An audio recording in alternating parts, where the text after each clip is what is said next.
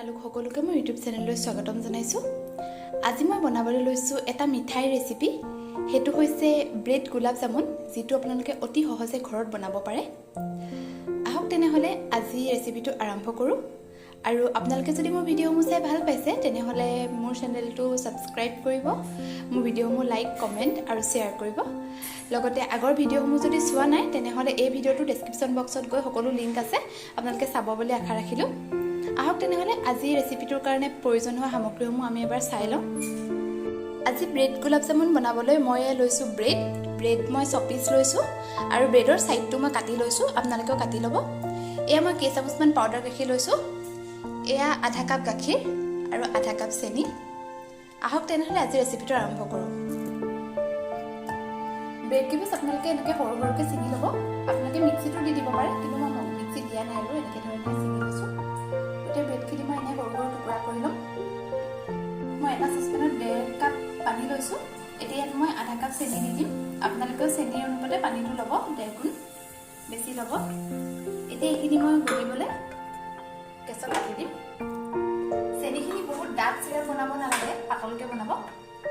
আৰু মই ইলাচি দুটা ইয়াত দি দিম। আপোনালোকে ইলাচি পাউডাৰ ব্যৱহাৰ কৰিব পাৰে। মই ইলাচি গোটা ইলাচি দিছোঁ। এয়া চাওক, মই চেনিখিনি ইয়াত উঠাই দিছোঁ আৰু ইয়াত এটা ইলাচি দি দিছোঁ। এতিয়া এইখিনি ভালদৰে গলিবলৈ দিম। গেছটো অলপ কমাই দিছোঁ। চেনিখিনি গলে মানে মই ব্ৰেডখিনি ভালদৰে লাডু বনাই লওঁ। এয়া চাওক, মই ব্ৰেড কেইপিচ সৰু সৰুকৈ ভাঙি লৈছোঁ। এতিয়া ইয়াত মই 3 চামুচ পাউডাৰ গাখীৰ দিম।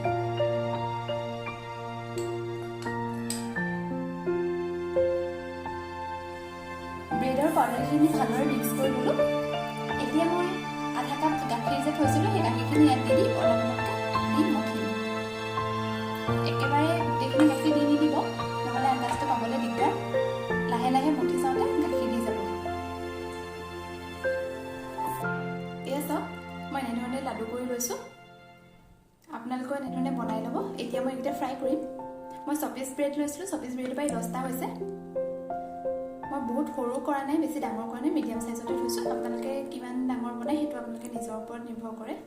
সৰু বনাব পাৰে, ইয়াতকৈ ডাঙৰ কৰিলেও কৰিব পাৰে। তেতিয়া কিন্তু 10টা নোলাব, তাতকৈ কম ওলাব।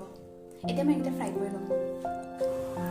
লাডুকেইটা মই বনাই থৈ লৈছোঁ। এতিয়া মই কেৰাহীখন গেছত পাতি দিছোঁ আৰু তেল দিছোঁ। তেল মই ৰিফাইন তেল দিছোঁ। এতিয়া মই লাডুকেইটা ইয়াত ভাজি ল'ম। তেলখিনি গৰম হ'বলৈ দি মই গেছটো কমাই ভাজিম, নহ'লে বাহিৰটো দেই যাব আৰু ভিতৰটো নিসিজাকৈ থাকিব।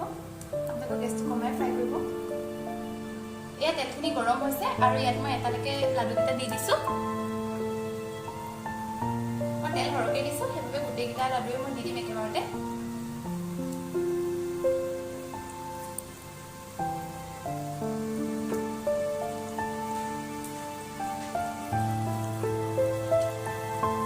লাহে লাহে এনেদৰে লৰাই থাকিব, বেছি জোৰকৈ কৰিলে ভাগি যাবও পাৰে।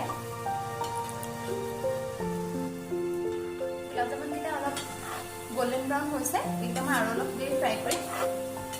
আৰু গেছৰ ফ্লেমটো মই কমাই ৰাখিছোঁ। এনেধৰণে লৰাই লৰাই ফ্ৰাই কৰি থাকিব যাতে ভিতৰলৈকে সিজে।